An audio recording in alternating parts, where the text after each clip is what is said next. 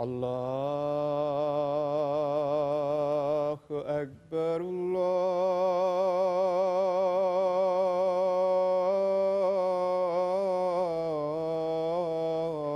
الله أكبر الله أكبر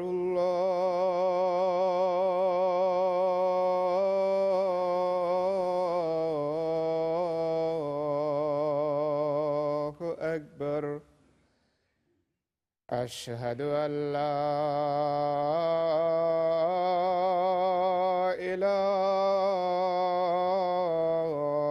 إله إلا الله أشهد أن لا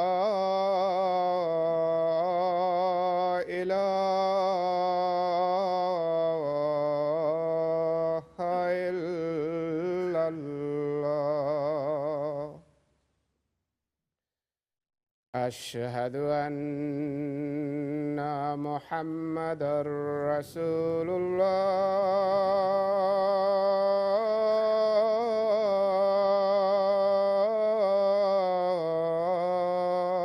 الله أشهد أن محمدًا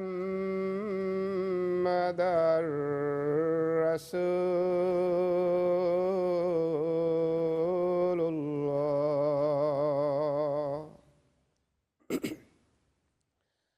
حي على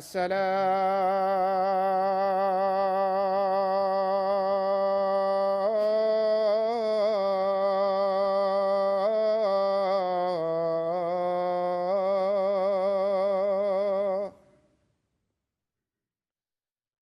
حي على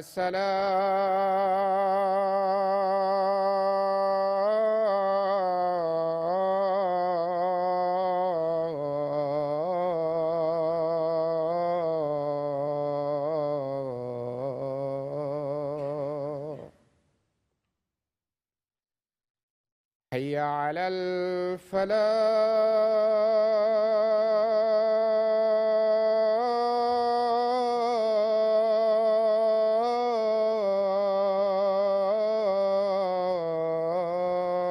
الفلاح حي على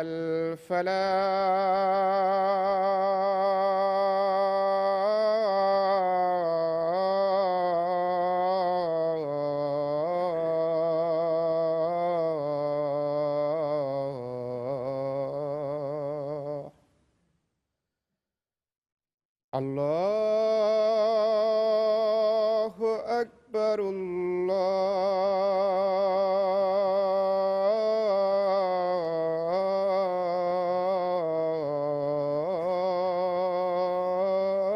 الله أكبر لا إله إلا الله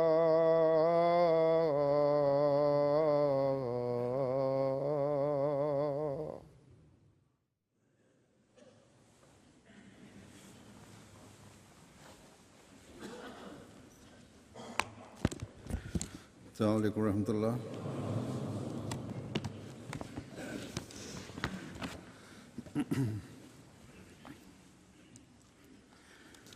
أشهد أن لا إله إلا الله وحده لا شريك له وأشهد أن محمدًا عبده ورسوله أما بعد فأعوذ بالله من الشيطان الرجيم بسم الله الرحمن الرحيم الحمد لله رب العالمين الرحمن الرحيم مالك يوم الدين إياك نعبد وإياك نستعين اهدنا الصراط المستقيم صراط الذين أنعمت عليهم غير المغضوب عليهم ولا الضالين.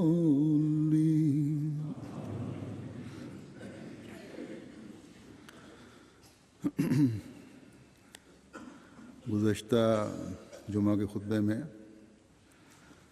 سورۃ الانعام کی آیات 152 اور 153 کے حوالے سے میں نے احکامات جو ہیں اس میں بیان کیے ہوئے ان کے بارے میں بتا رہا تھا. 3 امور یعنی شرک سے بچنے، والدین سے حسن سلوک اور والدین کے لیے اولاد کی تربیت کی اہمیت کے بارے میں بیان ہوا تھا. باقی احکامات جو ان آیات میں ہیں اور جن کے بارے میں اللہ تعالیٰ فرماتا ہے کہ ما حرم ربکم علیکم، کہ جو تمہارے رب نے تم پر حرام کیے ہیں، ان احکامات کے بارے میں کچھ ذکر کروں گا اور یہ بھی شاید آج ختم نہیں ہوں گے ان آیات میں جو بیان کیے گئے ہیں. تو بہرحال چوتھی بات جو بیان کی گئی ہے وہ یہ ہے کہ ولا تقرب الفواحش ما ظہر منہا وما بطن، اور فحشاء کے قریب بھی نہ جاؤ، نہ ظاہری فحشاء اور بے حیائیوں کے، نہ چھپی ہوئی بے حیائیوں کے.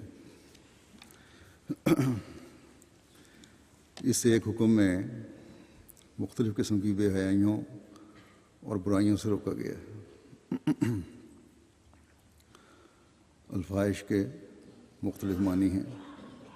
اس کے معنی زنا بھی ہیں، اس کے معنی زیادتیوں میں بڑھنے کے بھی ہیں، اس کے معنی اخلاق سے گری ہوئی اور اخلاق کو پامال کرنے والی حرکات سے بھی ہیں.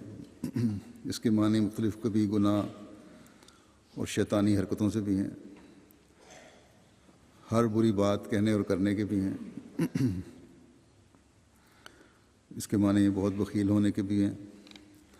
بس اس حکم میں ذاتی اور معاشرتی برائیوں کا قلع گما کیا گیا ہے، یا وہ باتیں جن سے گھر، ماحول اور معاشرے میں بے حیائیاں پھیلتی ہیں، ان کا سدباب کیا گیا.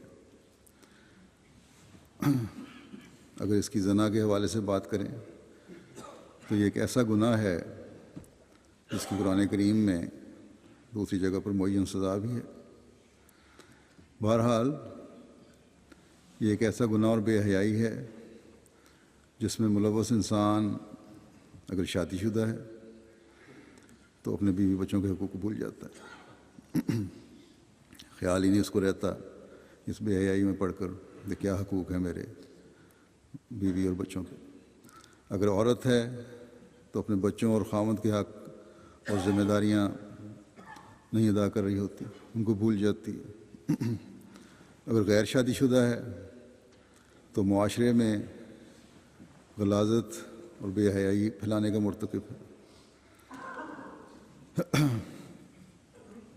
غلط وعدے کر کے بعض لوگ ناجائز طور پر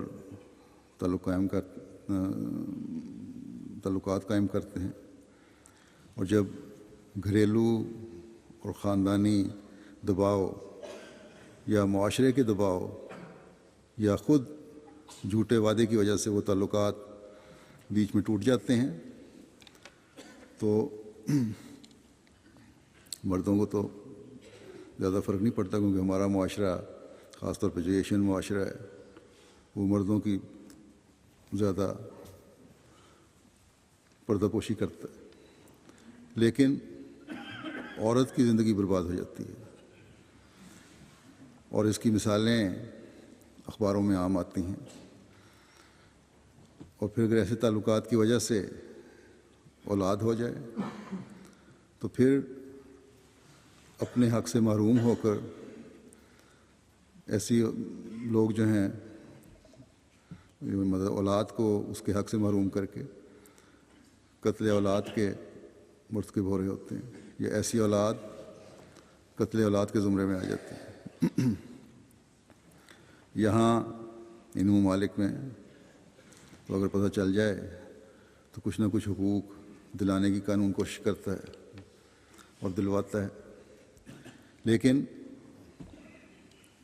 بہت سے ایسے ہیں جو اولاد کو عملاً قتل کر دیتے ہیں،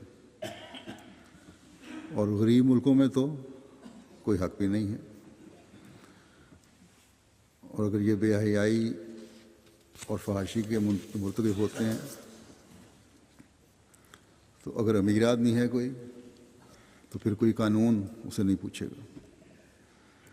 ابھی 2 دن پہلے ہی پاکستان کے حوالے سے اخبار میں ایک خبر تھی کہ اس طرح کسی کے ہاں ناجائز بچہ پیدا ہوا، اور پھر الٹا پولیس نے اس غریب عورت پر مقدمہ قائم کیا، اور مرد کو کچھ نہیں کہا گیا کیونکہ وہ صاحب حیثیت تھا۔ یہ تو اکا دکا واقعات ہیں جو باہر نکل آتے ہیں، یہ پتہ نہیں کتنے ایسے واقعات ہیں جنہوں نے کئی خاندانوں کو برباد کر دیا۔ بس یہ خدا تعالیٰ کے حکموں سے دوری کی وجہ سے ہے۔ غیروں کو ہم کیا کہیں، خود مسلمان کہلانے والے اور اسلامی قوانین کا نعرہ لگانے والے ملکوں کا یہ حال ہے کہ وہاں اس قسم کی بے حیائیاں ہوتی ہیں۔ اللہ تعالیٰ فرماتا ہے کہ ان فواحش کے قریب بھی نہ جاؤ، یعنی ایسی تمام باتیں جو فحشاء کی طرف مائل کرتی ہیں ان سے رکو۔ اس زمانے میں تو اس کے مختلف قسم کے ذریعے نکل آئے ہیں۔ اس زمانے میں انٹرنیٹ ہے، اس پر بیہودہ فلمیں آ جاتی ہیں، ویب سائٹس پہ، ٹی وی پر بیہودہ فلمیں ہیں، بیہودہ اور لغو قسم کے رسالے ہیں۔ اب ان بیہودہ رسالوں کے بارے میں جو پورنوگرافی وغیرہ کہلاتے ہیں، یہاں بھی آواز اٹھنے لگ گئی ہے کہ ایسے رسالوں کو اسٹالوں اور دکانوں پر کھلے عام نہ رکھا جائے، کیونکہ بچوں کے اخلاق پر بھی برا اثر پڑ رہا ہے۔ ان کو تو آج یہ خیال آیا ہے، لیکن قرآن کریم نے 1400 سال پہلے یہ حکم دیا کہ یہ سب بے حیائیاں ہیں، ان کے قریب بھی نہ پھٹکو، یہ تمہیں بے حیا بنا دیں گی، تمہیں خدا سے دور کر دیں گی، دین سے دور کر دیں گی، بلکہ قانون توڑنے والا ہی بنا دیں گی۔ اسلام صرف ظاہری بے حیائیوں سے نہیں روکتا، بلکہ چھپی ہوئی بے حیائیوں سے بھی روکتا ہے۔ اور پردے کا جو حکم ہے وہ بھی اس لیے ہے کہ پردے اور حیادار لباس سے ایک کھلے عام تعلق اور بے تکلفی میں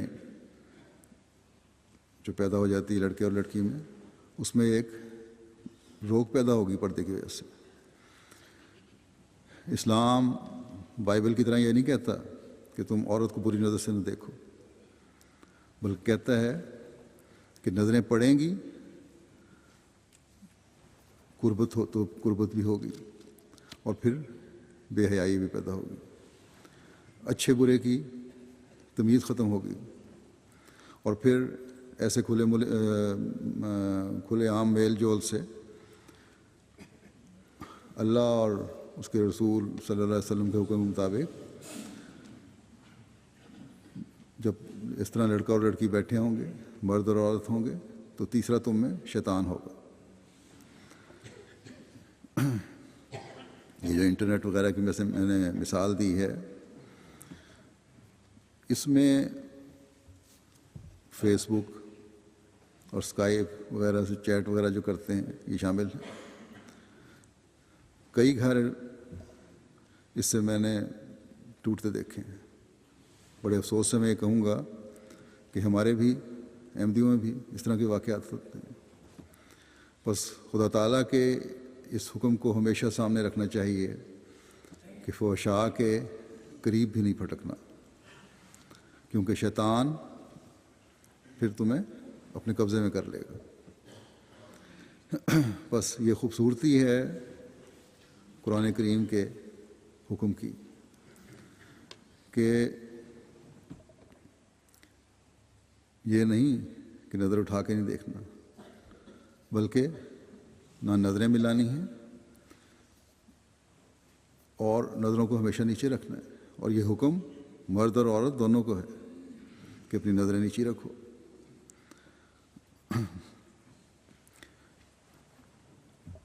نہ ہی اور پھر جب نظریں نیچی ہوں گی تو پھر ظاہر نتیجہ یہ بھی نکلے گا کہ میل جول جو آزادانہ ہے اس میں بھی روک پیدا ہوگی۔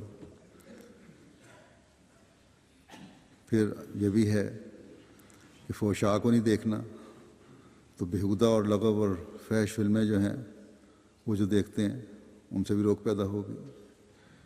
پھر یہ بھی ہے کہ ایسے لوگوں میں نہیں اٹھنا بیٹھنا جو آزادی کے نام پر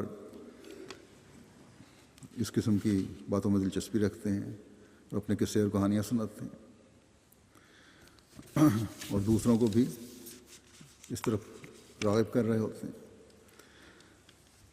نہ ہی اسکائپ اور فیس بک وغیرہ پر مرد اور عورت نے ایک دوسرے سے بات چیت کرنی ہے، ایک دوسرے کی شکلیں دیکھنی ہیں، نہ ہی ان چیزوں کو ایک دوسرے سے تعلقات کا ذریعہ بنانا ہے، کیونکہ اللہ تعالیٰ فرماتا ہے سب ظاہر یا چھپی ہوئی فحشاء ہیں جن کا نتیجہ یہ ہوگا کہ تم اپنے جذبات کی راہ میں زیادہ بہہ جاؤ گے، تمہاری عقل اور سوچ ختم ہو جائے گی اور انجام کار اللہ تعالیٰ کے حکم کو توڑ کر اس کی ناراضگی کا موجب بن جاؤ گے۔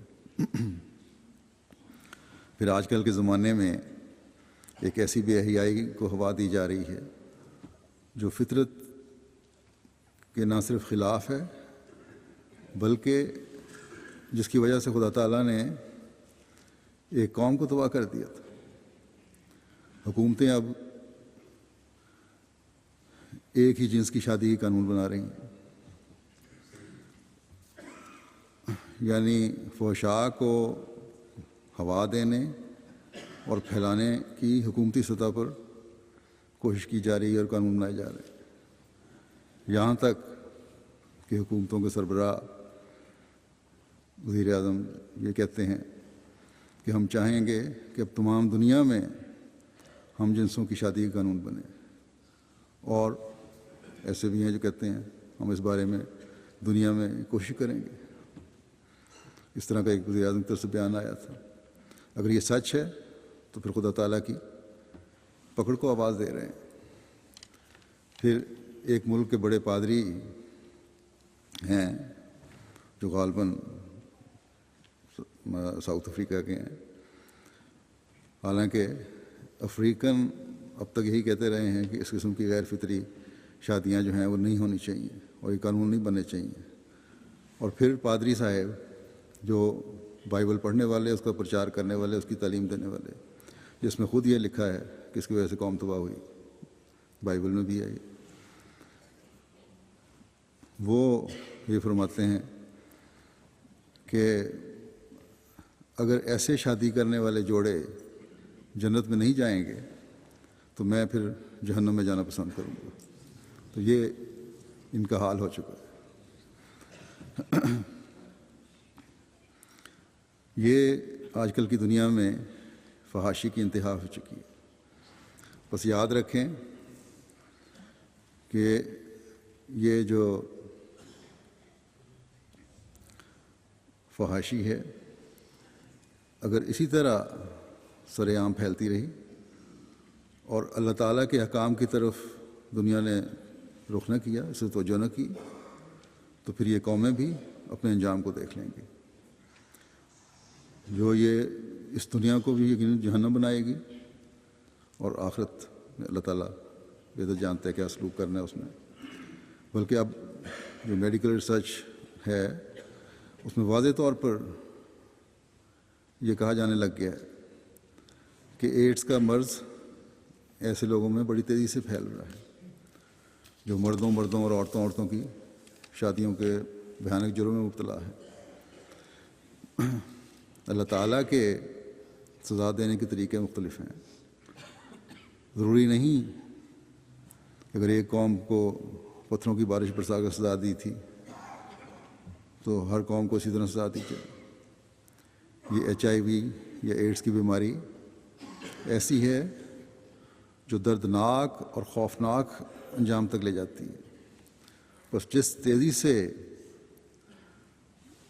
دنیا میں فحاشی پھیلائی جا رہی ہے، ایک احمدی کا کام ہے کہ اس سے بڑھ کر اپنے خدا سے تعلق پیدا کر کے اپنے آپ کو اور دنیا کو اس تباہی کے خوفناک انجام سے بچانے کی کوشش کرے۔ یہ دنیا دار تو اپنے آپ کو تباہ کرنے پر تلے بیٹھے ہیں۔ ان دنیا داروں کو جو اپنے سیاسی مقاصد کے حصول کے لیے ایک ایسے طبقہ کو خوش کرنے کے لیے جو خدا تعالیٰ کے قانون کو توڑ رہا ہے، پوری دنیا کو فحشاء میں مبتلا کرنے کی کوشش کر رہے ہیں، جس کا انجام پھر تباہی ہے۔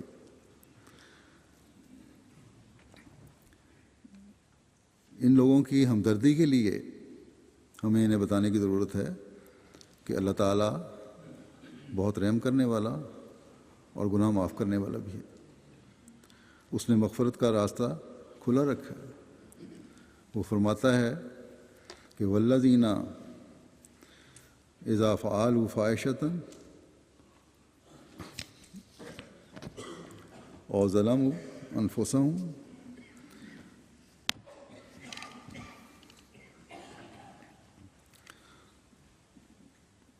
ذکروا اللہ فاستغفروا لذنوبہم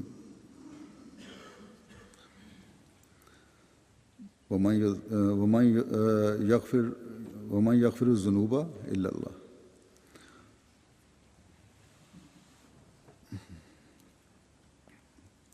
اور وہ لوگ جو کسی بے حیائی کے مرتکب ہوں یا اپنی جانوں پر ظلم کریں، پھر اللہ کو یاد کریں اور اپنے گناہوں کی معافی چاہیں، اور اللہ کے سوا کوئی بخش نہیں سکتا۔ بس ہر قسم کی فحشاء پر اگر اصرار نہ ہو اور اللہ تعالیٰ کا خوف ہو تو خدا تعالیٰ بخش دیتا ہے۔ اللہ تعالیٰ کے سوا کوئی بخشنے والا نہیں ہے۔ بس ہر قسم کی فحشاء جن کا میں نے شروع میں ذکر کیا تھا، اس سے خود بھی بچنے اور بچنے کے راستے دکھانے کی ہر احمدی کو کوشش کرنی چاہیے، اور اس کی ذمہ داری ہے۔ اللہ تعالیٰ زیادتی نہ کرنے والوں کو معاف کر دیتا ہے۔ حضرت مسیح موعود علیہ الصلوۃ والسلام فرماتے ہیں کہ اور وہ لوگ کہ جب کوئی بے حیائی کا کام کریں یا اپنی جانوں پر ظلم کریں اور پھر اپنے ایسے حال میں اللہ تعالیٰ کو یاد کریں اور اس سے اپنے گناہوں کی بخشش مانگیں اور اپنے گناہ پر اصرار نہ کریں، ان کا خدا آمرزگار ہوگا، یعنی جو بخشنے والا خدا ہے گناہ بخش دے گا۔ اللہ کرے ہر وہ شخص جو فحشاء میں مبتلا ہے اسے عقل آ جائے اور خدا تعالیٰ کی پکڑ سے بچ جائے۔ اس بات کی وضاحت کی میں بہت ضرورت محسوس کر رہا تھا، اس لیے میں نے اسے کچھ وضاحت کی ہے، کیونکہ یہ سوال آج کل بہت عام ہو چکا ہے۔ پھر اگلا حکم خدا تعالیٰ نے ان آیات میں یہ دیا ہے کہ ولا تقتلوا النفس التی حرم اللہ، اور کسی جان کو جسے اللہ تعالیٰ نے حرمت بخشی ہے قتل نہ کرو۔ یہ حکم اس طرف توجہ دلاتا ہے کہ معاشرے کے حقوق ادا کرو، اپنے بھائیوں، اپنے دوستوں، اپنے سے واسطہ پڑنے والوں کے حقوق عدل و انصاف سے ادا کرو۔ قتل صرف جان کا قتل نہیں ہے، بلکہ تعلقات کو توڑنا، ناانصافی سے دوسروں کے حقوق کو پامال کرنا، یہ بھی قتل ہے۔ دوسروں کو جذباتی طور پر مجروح کرنا، یہ بھی قتل ہے۔ کسی کو ذلیل و رسوا کرنا اتنا زیادہ کہ گویا عملاً اسے قتل کر دیا ہے، یہ بھی اسی زمرے میں آتا ہے۔ اس کی عزت نفس کو برباد کر دینا، یہ بھی قتل ہے۔ اسی طرح روحانی طور پر بھی قتل ہوتا ہے۔ بہرحال اللہ تعالیٰ نے فرمایا کہ یہ سب قتل ایسے ہیں جن سے خدا تعالیٰ تمہیں منع کرتا ہے۔ ہر قتل کا آخری نتیجہ معاشرے میں فتنہ و فساد اور محرومیاں ہیں، اور یہ چیزیں خدا تعالیٰ کو انتہائی ناپسند ہیں۔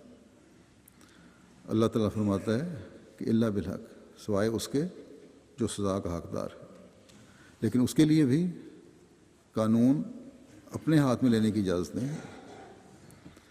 بدلے لینے کے لیے، اپنے کینے اور بغض نکالنے کے لیے قانون ہاتھ میں لینے کی اجازت نہیں ہے۔ جو حقدار ہے اسے سزا دی جائے، اگر جو سزا کا حقدار ہے تو اس قدر سزا جتنا اس کا جرم ہے۔ اس لیے سزا دی جائے کہ جرم کرنے والے کی اصلاح ہو اور معاشرے کا بہتر حصہ بن کر معاشرے کے فتنہ و فساد کو ختم کرنے کا ذریعہ بن سکے۔ لیکن یہاں بھی یہ بات واضح ہو کہ سزا دینے اور بدلے لینے کا حق ہر ایک کو نہیں، بلکہ قانون کو ہے، اور قانون انصاف کے تقاضے پورے کرتے ہوئے سزا دے، نہ کہ ظلم کرتے ہوئے۔ حتیٰ کہ کسی قاتل کی سزا جو ہے اس کا اختیار بھی کسی شخص یا مقتول کے ورثاء کو نہیں دیا گیا، بلکہ یہ حق قانون کا ہے۔ یہ قانون تو آج کل بنائے جا رہے ہیں یہ، لیکن اللہ تعالیٰ نے ہمیں بہت پہلے سے حکم دیا ہے کہ انصاف کے تقاضے پورے کرتے ہوئے تم اپنے مجرم کو سزا دو، اور ایک قانون ہی ایک قاتل کو اگر پھانسی کی سزا بھی دینی ہے تو دے گا۔ اسی طرح معاشرے میں قانون کے تحت دوسری سزائیں ہیں۔ قتل کا اگر ایک مطلب تعلقات کو ختم کرنا یا مقاطعہ کرنا یا بائیکاٹ کرنا ہے، تو یہ اختیار بھی ذمہ دار ادارے کو ہے۔ ہماری جماعت میں بھی اگر سزا کا نظام رائج ہے تو اصلاح کے لیے ہے، نہ کہ کسی ظلم کی وجہ سے، ظلم اور زیادتی کے لیے، یا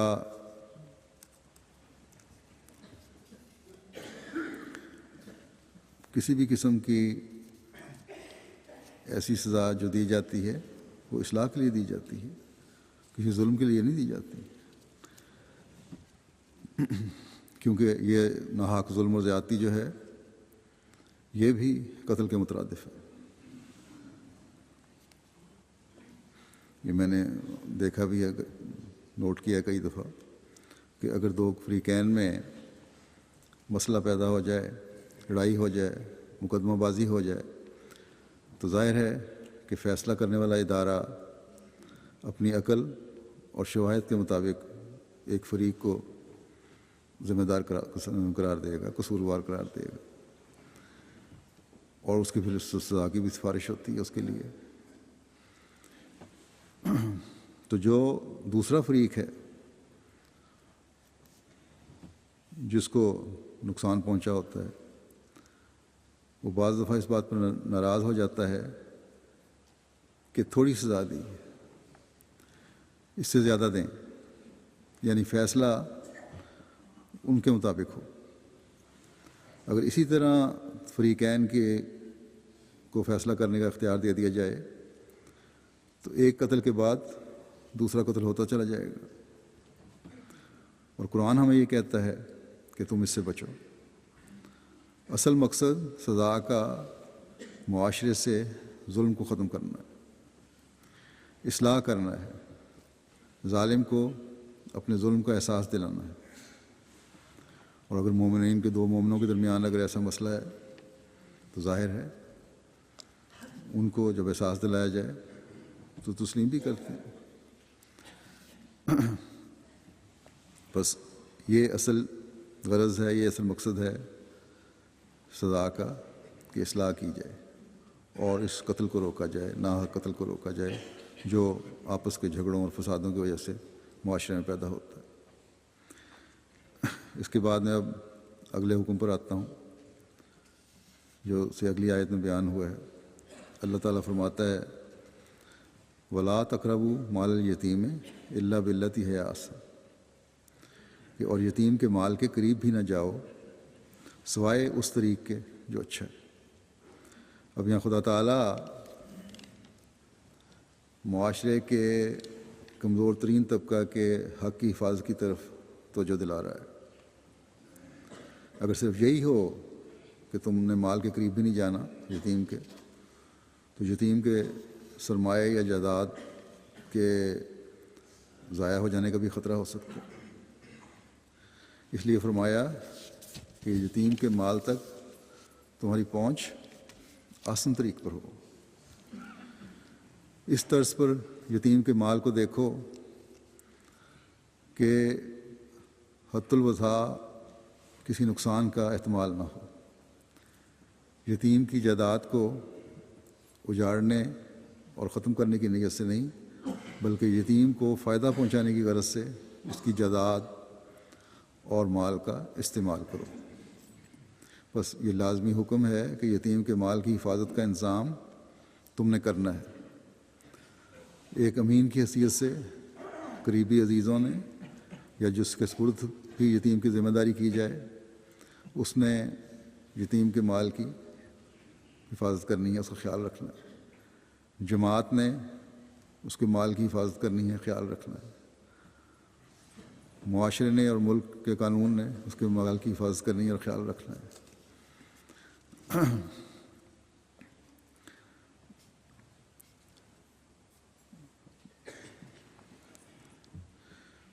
کس طرح حفاظت کرنی ہے اس کے لیے بہت ساری صورتیں ہیں۔ یتیموں کے مالوں کو اس طرح استعمال کرو یا کاروباروں میں لگاؤ کہ وہ مال بڑھیں تاکہ یتیموں کو فائدہ ہو، تاکہ اس گروہ کو جو ابھی اتنی عقل نہیں رکھتا، ان بچوں کو جن کے ماں باپ کا سایہ ان کے سر پر نہیں ہے، جن کی جائیدادیں ضائع ہونے کا خطرہ ہے، ان کو آسان طریق پر اس طرح استعمال کرو، اس طرح انویسٹ کرو، اس طرح کاروباروں میں لگاؤ کہ وہ مال بڑھے۔ بس ایک بہت بڑی ذمہ داری ہے جو یتیم کے مال کی حفاظت کا حکم دے کر عزیزوں اور معاشرے پر ڈالی گئی۔ اللہ تعالیٰ دوسری جگہ فرماتا ہے کہ اگر تم یہ ذمہ داری ادا نہیں کرتے اور بہانے سے یتیم کے مال کو کھانے کی کوشش کرتے ہو تو اس کی بڑی سخت سزا ہے۔ فرمایا ان الذین یاکلون اموال الیتامی ظلما انما یاکلون فی بطونہم نارا۔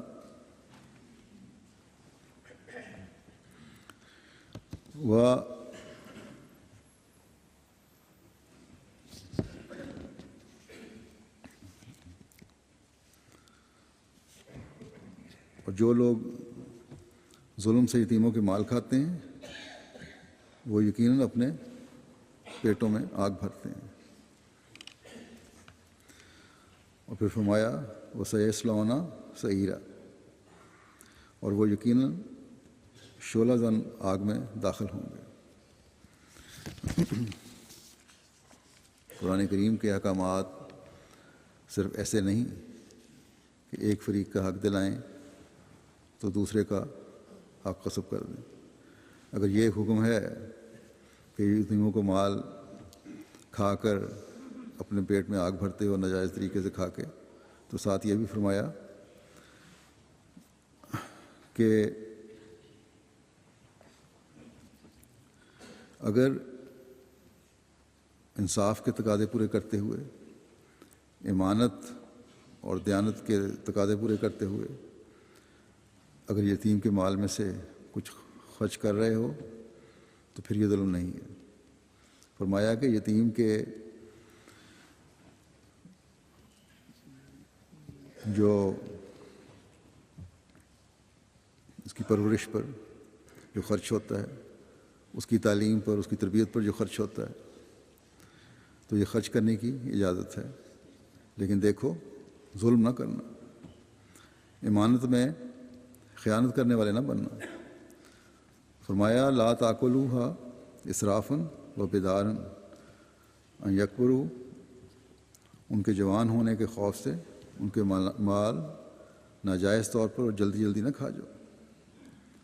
فرمایا ومن کانا غنیا فلیستعفف، اور جو کوئی صاحب حیثیت اور مالدار ہو وہ اس مال سے بالکل ہی اجتناب کرے، لیکن اگر کوئی مجبور ہے، تعلیم اور دوسرے اخراجات جو ہیں اس پہ ہو رہے برداشت نہیں کر سکتا، تو اس کے بارے میں فرمایا کہ فلیاکل بالمعروف، بس وہ مناسب طور پر اس مال میں سے لے سکتا ہے۔ اور مناسب کیا ہے؟ جو اصل خرچ ہے اس یتیم پر ہو رہا وہ لو، یا اگر کسی کی بالکل ہی فقیری کی حالت ہے اور گزارا بھی نہیں ہوتا اور اس پرورش کی وجہ سے اس پہ ذمہ داری 24 گھنٹے اس کی نگہداشت پہ ہے، تو معمولی حق الخدمت لیا جا سکتا ہے۔ بس اس مال کے خرچ کی اس حد تک اجازت ہے،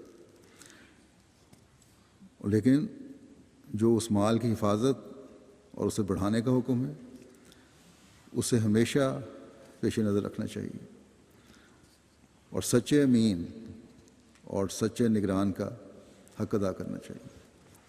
فرمایا حتیٰ یبلغ اشدہ، یہاں تک کہ وہ اپنی بلوغت اور مضبوطی کی عمر کو پہنچ جائیں اور اپنے مال اور جائیداد کا انتظام و انصرام سنبھال سکنے والے ہوں۔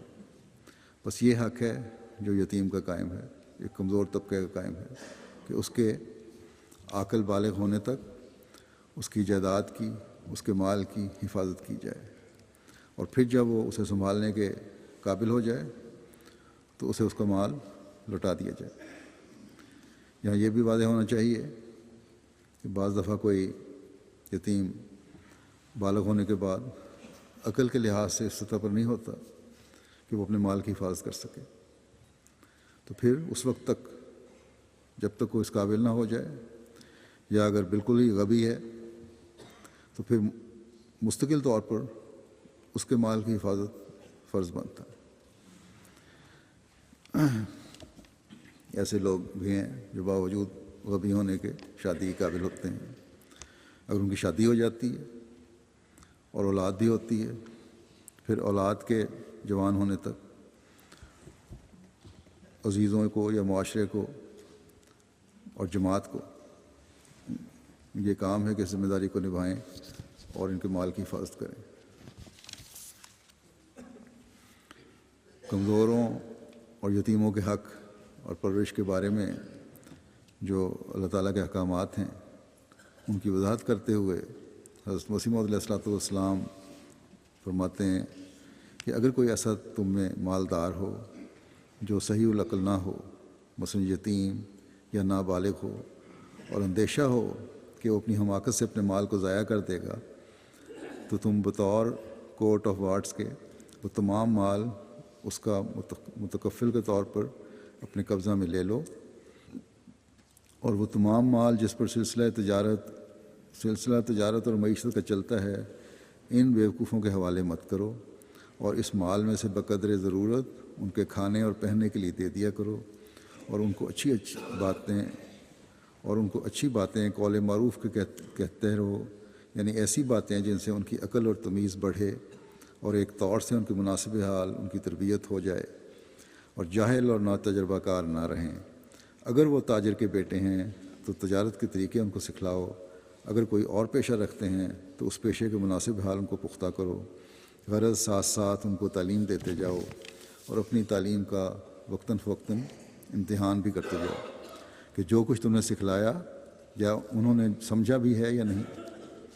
پھر جب نکاح کے لائق ہو جائیں، یعنی عمر قریباً 18 برس تک پہنچ جائے، اور تم دیکھو کہ ان میں ایک اپنے مال کے انتظام کی عقل پیدا ہو گئی ہے، تو ان کا مال ان کے حوالے کرو اور فضول خرچی کے طور پر ان کا مال خرچ نہ کرو، اور نہ اس خوف سے جلدی کرو، نہ اس خوف سے جلدی کر کے کہ اگر یہ بڑے ہو جائیں گے تو اپنا مال لے لیں گے، ان کے مال کا نقصان کرو۔ جو شخص دولت مند ہو اس کو نہیں چاہیے کہ ان کے مال میں سے کچھ حق الخدمت لے لیکن ایک محتاج بطور معروف لے سکتا ہے۔ فرمایا کہ عرب میں مالی محافظوں کے لیے یہ طریق معروف تھا کہ اگر یتیموں کے کارپرداز ان کے مال میں سے لینا چاہتے تو حت الوسع یہ قاعدہ جاری رکھتے کہ جو کچھ یتیم کے مال کو تجارت سے فائدہ ہوتا اس میں سے آپ بھی لیتے، راس المال کو تباہ نہ کرتے۔ سو اسی عادت کی طرف اشارہ ہے کہ تم بھی ایسا کرو۔ اور پھر فرمایا کہ جب تم یتیموں کو مال واپس کرنے لگو تو گواہوں کے روبرو ان کا مال دو، اور جو شخص فوت ہونے لگے اور بچے اس کے ضعیف اور صغیر السن ہوں تو اس کو نہیں چاہیے کہ کوئی ایسی وصیت کرے کہ جس میں بچوں کی حق تلفی ہو۔ جو لوگ ایسے طور سے یتیم کا مال کھاتے ہیں جس سے یتیم پر ظلم ہو جائے تو وہ مال نہیں بلکہ آگ کھاتے ہیں اور آخر جلانے والی آگ میں ڈالے جائیں گے۔ فرمایا اب دیکھو خدا تعالیٰ نے دیانت اور ایمانت کے کس قدر پہلو بتائے۔ سو حقیقی دیانت اور ایمانت وہی ہے جو ان تمام پہلوؤں کے لحاظ سے ہو، اور اگر پوری عقل مندی کو دخل دے کر ایمانت داری میں تمام پہلوؤں کا لحاظ نہ ہو تو ایسی دیانت اور ایمانت کئی طور سے چھپی ہوئی خیانتیں اپنے ہمراہ رکھے گی۔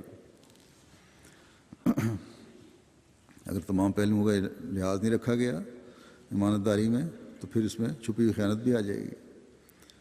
بس بہت محتاط ہو کر یہ حق ادا کرنے کی کوشش کرنی چاہیے۔ قرآن کریم میں اللہ تعالیٰ جب تقویٰ کے بارے میں بار بار تلقین فرماتا ہے تو اس لیے کہ اپنے جائزے لو اور دیکھو کہ کمزوروں کے حق ادا ہو رہے ہیں یا نہیں ہو رہے۔ ایمانت اور دیانت کے معیاروں کو پرکھتے رہو، یہ نہ ہو کہ ان کے نیچے چھپی ہوئی خیانتیں ہوں جو آگ کے گولے پیٹ میں بھرنے کا باعث بن جائیں۔ پھر خدا تعالیٰ یہ حکم فرماتا ہے کہ وَأَوْفُوا الْكَيْلَ وَالْمِيزَانَ بِالْقِسْطِ، اور انصاف کے ساتھ ماپ اور تول پورے دو۔ یہاں اب عمومی طور پر اپنے کاروباروں کو انصاف اور ایمانداری کے تقاضے پورے کرتے ہوئے کرنے کا حکم ہے۔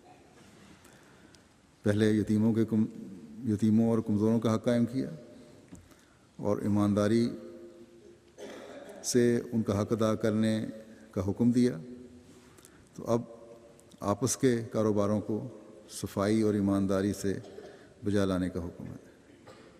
کسی قسم کا دھوکہ نہیں ہونا چاہیے۔ اگر دوسرا فریق لا علم ہے تب بھی دھوکہ نہ ہو۔ حضرت صلی اللہ علیہ وسلم نے فرمایا کہ اگر تم کوئی جنس بیچ رہے ہو تو اگر جنس میں کسی قسم کی کمی ہے تو اس کو سامنے رکھو تاکہ خریدار کو پتہ ہو کہ جو مال میں خرید رہا ہوں اس میں یہ نقص ہے۔ ایک دوسری جگہ کاروباری لین دین اور ماپ تول کے صحیح کرنے کے بارے میں اللہ تعالیٰ فرماتا ہے کہ ذالک خیر و احسن طویلا، یہ بات سب سے بہتر اور انجام کے لحاظ سے اچھی ہے۔ یعنی اچھے تاجر، صحیح ماپ تول کرنے والے تاجر کی شہرت بھی اچھی ہوتی ہے اور اس کے پاس پھر زیادہ گاہک بھی آتے ہیں، نتیجتاً اس کا کاروبار بڑی تیزی سے ترقی کرتا ہے۔ اگر دھوکہ ہو تو کاروبار ختم ہو جاتا ہے۔ ایک دوسری جگہ یہ بھی خدا تعالیٰ نے فرمایا کہ یہ دھوکہ دہی جو ہے یہ فساد کا باعث بنتی ہے۔ لیکن مشکل یہ ہے کہ جتنا زیادہ، بلکہ افسوس کہنا چاہیے یہ ہے کہ جتنا زیادہ قرآن کریم نے احکام کھول کھول کر بیان فرمائے ہیں، اتنے ہی مسلمان اس ایمانداری کے معیار سے نیچے گرتے چلے جا رہے ہیں۔ کہاں تو مسلمانوں کے ایمان کا اور ایمانت اور دیانت کا یہ حال تھا کہ ایک شخص اپنے گھوڑے کو بیچنے کے لیے بازار میں لایا اور کہا کہ اس کی قیمت 500 درہم ہے، اور ایک دوسرے صحابی نے اسے دیکھا اور پسند کیا اور کہا کہ میں اسے خریدوں گا، یہ مجھے پسند ہے، لیکن اس کی قیمت 500 درہم نہیں ہے۔ آدمی سوچتا ہے کہ شاید کم بتائے، بلکہ بالکل الٹ فرمایا کہ یہ ایسا اعلیٰ گھوڑا ہے کہ اس کی قیمت 2000 درہم ہونی چاہیے، اس لیے میرے سے 2000 درہم لے لو۔ اب بیچنے والا اور خریدنے والے کی بحث چل رہی ہے، بیچنے والا 500 درہم سے اوپر نہیں جا رہا اور خریدنے والا 2000 درہم سے نیچے نہیں آ رہا۔ تو یہ معیار تھا جو مسلمانوں کا تھا، جو آن حضرت صلی اللہ علیہ وسلم کی صحبت میں اور آپ کے صحابہ کی صحبت میں رہنے والوں کا تھا۔ حضرت مسلم موعود نے اپنا بھی ایک واقعہ لکھا ہے کہ جب وہ 19-20 سال کے تھے تو سیر کے لیے کشمیر گئے۔ وہاں ایک قسم کی اونی قالین جو ہیں خاص طور پہ بڑے مشہور ہیں، بنائے جاتے ہیں، وہ انہیں پسند آئے۔ کچھ عرصہ وہاں ٹھہرنا تھا، سیر کرنی تھی، سیر کے لیے چلے گئے۔ اس لیے وہاں انہوں نے جو شہر میں دیکھے تھے قالین، وہاں قالین بنانے والے ایک شخص نے کہا کہ میں بہت اعلیٰ بناتا ہوں۔ انہوں نے کہا ٹھیک ہے، مجھے 3-4 قالین بنا دو ایسے تحفہ لے جانے کے لیے، اور اس کا سائز بتایا۔ کہتے ہیں جب میں واپس آیا تو جو سائز بتائے تھے ان سے ہر طرف سے قالین، ہر قالین چوڑائی میں بھی لمبائی میں بھی چھوٹا تھا اور کافی فرق تھا، 6 انچ فٹ چھوٹا تھا۔ تو انہوں نے کہا کہ تمہیں میں نے یہ سائز بتایا تھا، یہ سامنے گواہ ہیں، ان کے سامنے بتایا تھا، اس کے باوجود تم نے اس کے مطابق نہیں بنایا اور قیمت تم اتنی مانگ رہے ہو۔ تو بجائے اس کے کہ شرمندہ ہوتا، یہ کہتا ہے کہ ٹھیک ہے قیمت کم کر دیں، کہنے لگا میں مسلمان ہوں، اور بار بار یہی رٹ لگائی جائے کہ میں مسلمان ہوں اور آپ مجھے کہہ رہے ہیں کہ تم نے ایسا بنایا اور ویسا بنایا۔ اب جو بھی غلط کام ہو مسلمان کہہ کر اس کو جائز کرنا یہ عام ہو گیا۔ اکثر یہ پرانی بات نہیں ہے۔ مجھے بھی ایک شخص نے جو چاول کے کاروبار میں تھے بتانے لگے کہ ہم پاکستانی اچھا باسمتی چاول جب باہر بھیجتے ہیں تو اس میں دوسرا کم درجے کا لمبا چاول کس طرح شامل کرتے ہیں، اور وہ طریقہ کار یہ ہے کہ ایک لوہے کا 8-9 انچ کا ٹین کا پائپ ہوتا ہے، اس کو بیگ کے درمیان میں رکھتے ہیں اور اس پائپ کے اندر کم درجے کا چاول بھرتے ہیں اور اس کے ارد گرد اعلیٰ کوالٹی کا چاول بھیجتے ہیں، اور باہر سے جب وہ دیکھتے ہیں تو اعلیٰ کوالٹی ہوتی ہے، باسمتی چاول ہوتا ہے، اور کسی کو پتہ نہیں لگتا، یہ پائپ اس کے بعد نکال لیتے ہیں، وہ مکس ہو جاتا ہے، یہ بھی نہیں خیال ہوتا کہ اندر کوئی چیز پڑی ہے، چاول بہرحال چاول ہے۔ تو یہ حالت ہے کاروباروں کی۔ اسی وجہ سے ایک عرصہ پہلے سے ہندوستانی مارکیٹ نے چاول کی، جو ان کا حالانکہ چاول ہندوستان کا کم کوالٹی کا ہے پاکستان سے، وہ اس مارکیٹ نے چاول کی مارکیٹ میں قبضہ کر لیا، اور اب شاید کچھ ایکسپورٹر، کیونکہ احمدی بھی ایکسپورٹ کرتے ہیں، خود لے کر آتے ہوں، بہتر کوالٹی کا تو لاتے ہوں، نہیں تو اس چور بازاری کی وجہ سے باہر کی مارکیٹ نے، ان کو پتہ لگ گیا کہ اس طرح یہ دھوکے دہی ہوتی ہے، تو انہوں نے پاکستانی ایکسپورٹر سے چاول لینا ہی بند کر دیا۔ اس لیے اب ہندوستانی ایکسپورٹر جو ہے وہی چاول خریدتا ہے، اس کی گریڈنگ کرتا ہے اور پھر آگے بیچتا ہے، اور یہ سوچتے ہی نہیں کہ کاروبار میں اس سے برکت بھی نہیں رہتی، ختم ہو گئے کاروبار بھی۔ ایک حدیث میں آتا ہے کہ آن حضرت صلی اللہ علیہ وسلم نے فرمایا کہ اگر خرید و فروخت کرنے والے سچ بولیں اور مال میں اگر کوئی عیب یا نقص ہے تو اسے بیان کر دیں تو اللہ تعالیٰ ان کے سودے میں برکت دے گا. اور اگر وہ دونوں جھوٹ سے کام لیں، خریدنے والا بھی اور بیچنے والا بھی، اور کسی ایپ کو چھپائیں گے یا ہیرا پھیری سے کام لیں گے، تو اس سودے میں سے برکت نکل جائے گی. بس اگر برکت حاصل کرنی ہے امانت، تو پھر امانت اور دیانت کے تقاضے پورے کرنے ہوں گے، اور یہ تقاضے پورے کرتے ہوئے کاروبار کرنا، یہی ایک اچھے مسلمان کا شیوہ ہونا چاہیے. ایک حدیث میں حضرت صلی اللہ علیہ وسلم نے فرمایا کہ جب تم کسی کو دینے کے لیے کچھ تولو تو جھکتا ہوا تولو، یعنی کہ اگر کچھ زیادہ بھی چلا جائے تو کوئی حرج نہیں ہے. بس یہ معیار ہے تجارتی امانت کا جو ایک مسلمان کا ہونا چاہیے. اگر تاجر ایمانت دار ہو، صحیح طرح کاروبار کرنے والا ہو، تو پھر جو اس کا مقام ہے وہ بھی حضرت صلی اللہ علیہ وسلم کی اس ارشاد سے پتہ چلتا ہے کہ کتنا بڑا مقام ہے. آپ نے فرمایا کہ سچا اور دیانتدار تاجر نبیوں، صدیقوں اور شہیدوں کی معیت کا حقدار ہے.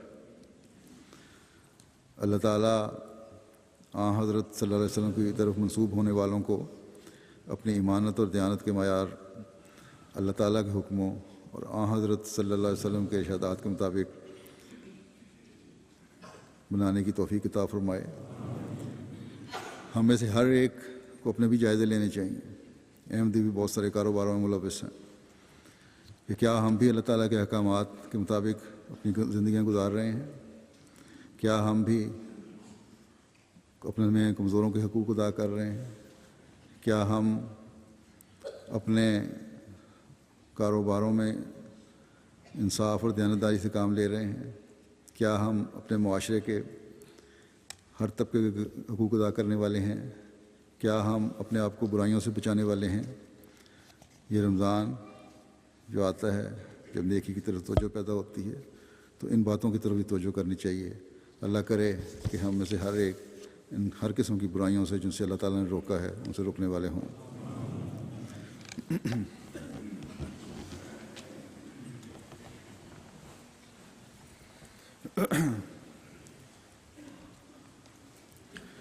الحمد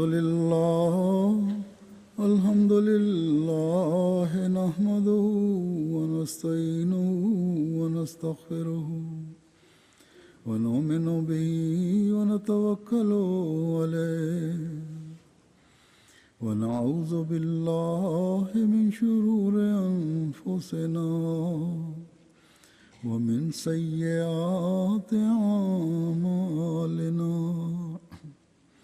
من يهده الله فلا مضل له ومن يضلل فلا هادي له ونشهد أن لا إله إلا الله ونشهد أن محمدا عبده ورسوله. عباد الله رحمكم الله إن الله يأمر بالعدل والإحسان وإيتاء ذي القربى وينهى عن الفحشاء والمنكر والبغي يعظكم لعلكم تذكرون. اذكروا الله يذكركم وادعوه يستجب لكم ولذكر الله أكبر.